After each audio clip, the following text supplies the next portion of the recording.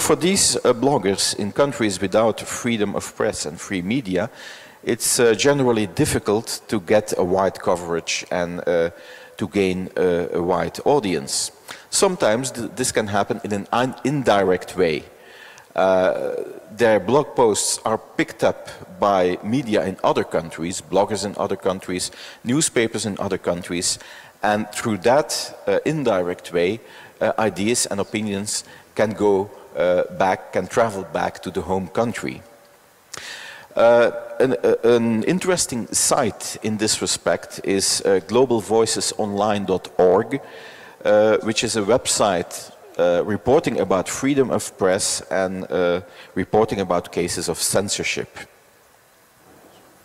And to conclude, an important question: how can you measure the impact you are having on politics and on society? One conclusion is that the number of hits you are having and the number of page views are not at all that important. It's much more important what kind of readers are reading your blog. What is the quality of your readership? Sometimes it is more interesting to have opinion makers as readers, a few hundred opinion makers, than tens of thousands of other readers. In this respect, surveys can be very useful to discover who is reading your blog. Okay, that's it. And to conclude, this is the list of people who have participated in our discussion group. So one of the more important, one of the interesting aspects from our discussion was that we had people from Western Europe, people from Eastern Europe, also people from Central Asia, and all these different experiences were very useful, and we will certainly learn something from it, and it can be interesting to determine our future actions and the way we will be blogging about it in the future. Thank you very much.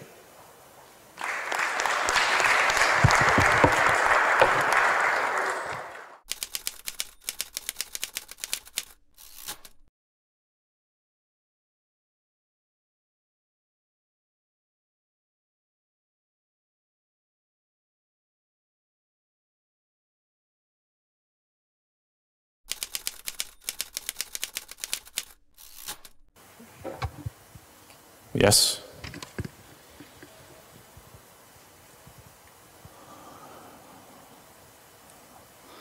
Okay, I'm waiting Karim that will help me for the presentation. All right, so which one do you take? More. No USB?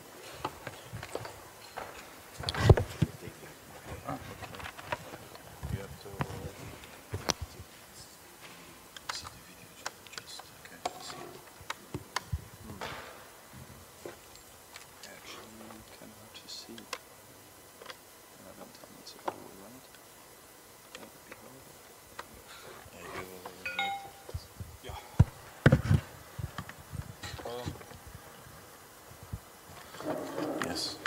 I love technique. Yes. This one should be. Okay, we discussed about Web 2.0 websites in Europe, how to be successful, but we did not speak about technicality, but we spoke about our different internet market to understand better what are the differences and what we have in common, and so how can we improve our activities online. Yes, we were the smallest group, but we were from most part of from the most part of eastern country, and me and Karim and some other two guys from the western part. We have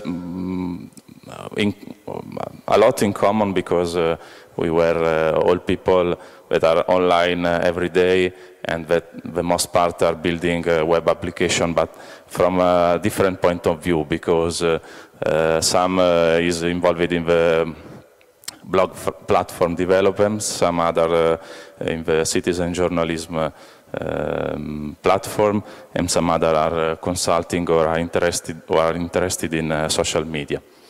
So a lot of different point of view. I'll try to summarize the main differences and the main things that we have in common. One of the main differences is that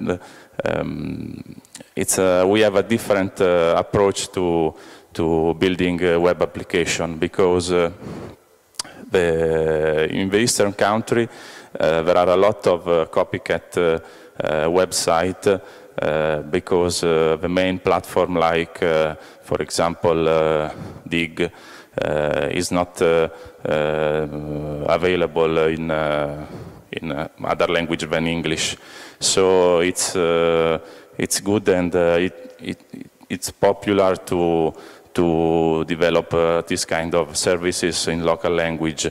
And the people who said that are involved in this kind of operation said also that they were pretty successful in this, probably because a lot of people don't know English in the eastern part.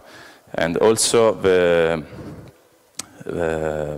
in the western part we have a new kind of Web 2.0 website, and also some copycat, but all these kind of websites are usually in local language and in English. The English it's not popular in the eastern part, but there is the Russian language that is useful to internationalize the eastern website. So it's some sort of English for the East. Another problem is the business model, because everywhere in Italy, in internet, we have usually an advertising model. So you have the service for free, and you have advertising on the page. And advertising is not the only way to bring money to the company. So one main difference from the East and the West is that in the East we have not a lot of credit card, and also people are not used to do banking operations, so and they are pretty expensive. So they started to use micropayment system like premium SMS, that are also popular in the West, but probably only in the mobile market. And so micropayment, especially in some country, is very popular and successful to bring money to the developer. Exactly. Well, this one is on too.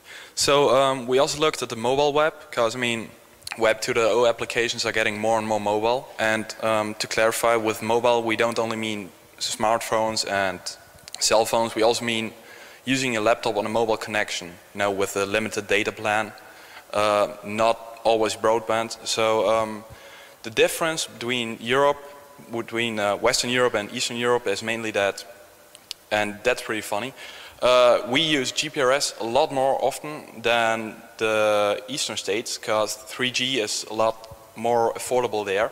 And the problem with especially the Netherlands is that UMTS is, you know, like if you want to try to sell your kidney, you could get probably a year of UMTS